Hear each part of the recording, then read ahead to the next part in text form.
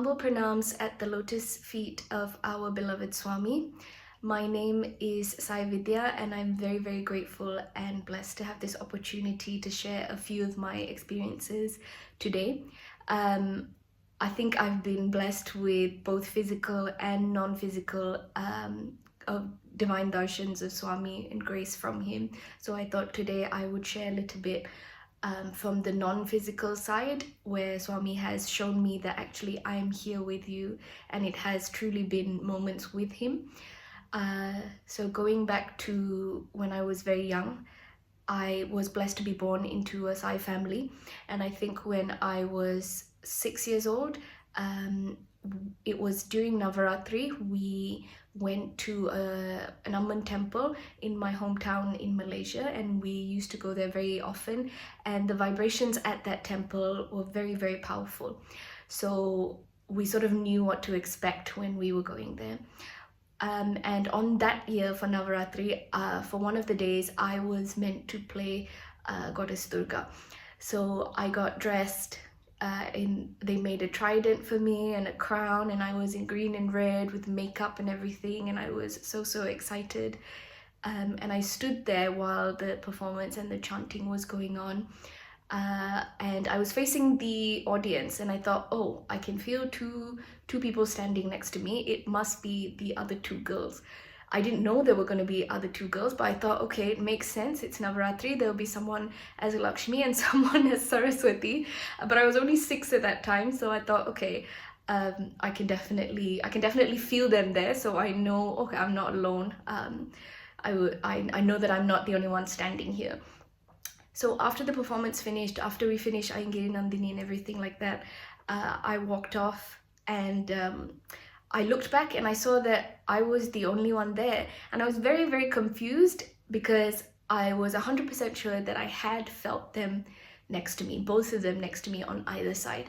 And I kept thinking, wait, where are these girls? Where are the girls? Like, surely they must be like my age, or are they my friends? But where are they? I could feel them. Why can't I see them? And who are they? Why did they disappear? And I remember being very, very confused and asking somebody, and one of the uncles said, actually, no, there were no girls with you. You were the only one up performing that day.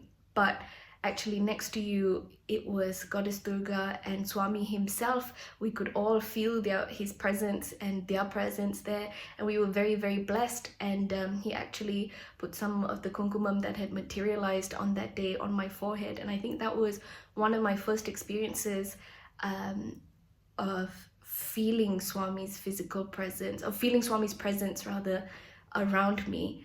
And it's a very different feeling because it's like you feel someone, but it's not a person. It's more of like not so much an entity, but it's like a vibration that you feel around you.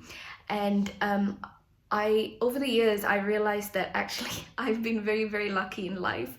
Not to say that I haven't faced any challenges or any negativity. Of course, these challenges help me grow, but I have been pretty lucky, I would say. Whenever I ask Swami for something small, or I complain about something, Swami always takes care of it for me.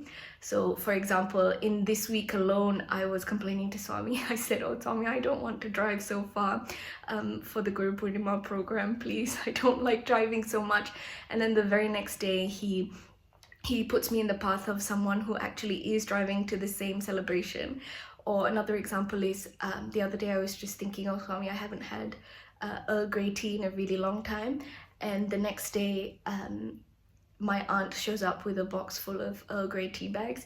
So whenever I tell people this, they say, yes, you are indeed blessed. And I do feel it. And something my parents have told me is that if you keep doing Swami's work, Swami will always look after you. And that, I feel, has always been in my life. So all my little moments with him are very, very precious to me. I cannot say that there are many divine experiences, but I do feel that he is with me, listening to me and helping me every single day. So anyway, that was my first sort of experience feeling Swami's and the vibrations. Another time, I was also a child, I think I must have been 9 or 10, and it was Christmas, I think, and I was meant to play an elf, and I was meant to do a dance, I think, and I really did not want to do the dance. I was really against it, and I remember being in the center again in Malaysia, and I was looking at the altar, and there was a really big picture of Swami, and I was looking at this altar and thinking, Swami, I don't want to dance, I don't want to dance, I don't want to do this, I don't want to do this. I was complaining and complaining too in my head. And then I look at the picture, and he is sat on his chair with his hands on the side, and then he goes like this. He says, come. He gestures, come. So I stand up immediately, and I walk towards the picture, and everyone is looking at me. This is during a practice time. It wasn't during bhajans, luckily, but I walk up to the picture, and I said, and I was like, what? I was so confused what to do next. Why are you calling me? I was just complaining. I wasn't doing anything. And then people start to ask me, what are you standing there for? What are you waiting for? And I'm like, no, Swami said to come. Swami's calling me. So I'm here. And everyone's just like silent for a minute, because everyone's waiting to see if anything else happens. Nothing else does happen. But just that one-on-one interaction that I was so fortunate to have when I was a child with him, not in Parthi, in our small center back in Malaysia. I felt that, like, I felt him right there. He was calling me, and he said, come. I don't know exactly why he said, come to me, come to the picture.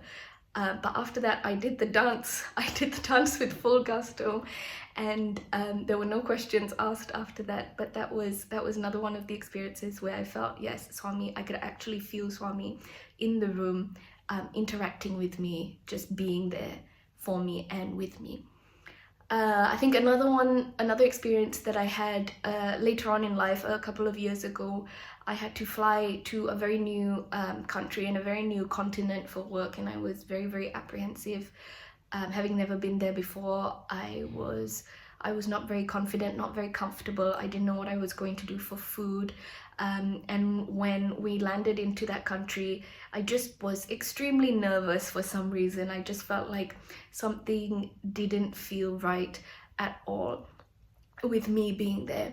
And I got to the hotel, and it wasn't great at all. My feelings just became worse and worse, and I was just clouded in this sort of negativity of, I want to leave, I don't want to be here. But I had to be there because it was my job, and I kept saying, Swami, help, I don't like it here, I don't like the vibrations here, something's not right, I want to leave, help. And I went to sleep so uneasy and so uncomfortable that night. And the next morning, we got onto a bus, and in this very foreign country, I see on the driver's dash, I can see a picture of Swami, and I was shocked. I was really shocked. It was the last place that I expected to see him, and I certainly had not seen any other, nothing to do with Swami or anything to do with Hinduism even. It was a completely foreign country to me. But after seeing Swami's picture, I didn't ask the driver anything. I didn't say anything. I just felt this huge wave of relief, this sigh of relief, and I thought, okay, now I know that you are here with me. So I sat on the bus, and the whole ride, the seat next to me was empty, and nobody sat down next to me. So I was very happy, because I thought, okay, Swami, you are there, you are next to me. This is your seat. On the way back, the seat was empty again, and it so happened that someone said, can I sit here? And I said, yes, of course you can. So he sat for 5 minutes, and then he got up and he left. And I was like, oh, okay, that was a bit strange. And back at the hotel, I said, oh, was the seat not comfortable? And he said, no, I don't think I was meant to be in that seat. And he just left. And that was, I think, another time where I felt like, yes, Swami was definitely there for me, holding my hand. I could feel it. I could feel his presence. Immediately, as soon as I saw the picture, my negativity dropped, my uneasiness disappeared, and I knew that he was there to take care of me.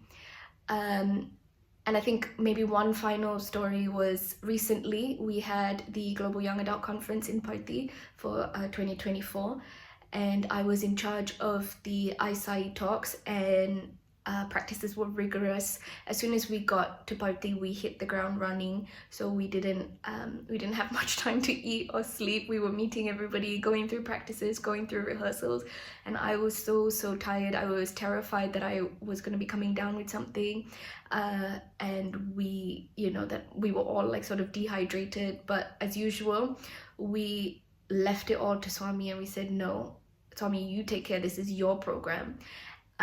You do what you want with it. We're just going to work our hardest. And my team and I, we really did. So because I was in charge, I was leading a lot of things.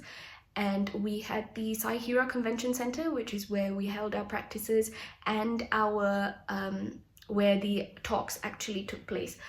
And the amazing thing about that was that I was in Parthi for 7 days. I think we had rehearsals 5 out of those 7 days, and every single night and day that we had rehearsals, it wasn't me speaking. Whatever I was saying to everybody, whatever advice I was giving, whatever planning I was doing, it was not me. I didn't speak. That was Swami speaking through me. And again, it's a very different experience because I can feel myself saying the words, and I know I'm saying the words, but it's not me. I don't really know how to describe it. It's one of those moments where you are not in control. You know that you have given up to the Lord, and He's just talking through you, and it's an amazing feeling. It's like I'm saying something and I'm doing something, and people are responding well to it, but the words are not mine. It is all Swami, and that was an incredible feeling to carry for 7 days, and just knowing that He's actually working through me. I'm just the instrument putting all of this together was absolutely amazing, and that was a big moment that I will cherish for years and years to come, because again, it was another instance and space where I felt, yes, Swami, you are there. I can feel you. I can feel your presence. So those are some of the incidences and stories that have happened in my life. Thank you so much for listening and allowing me to share. Jai Sai Ram.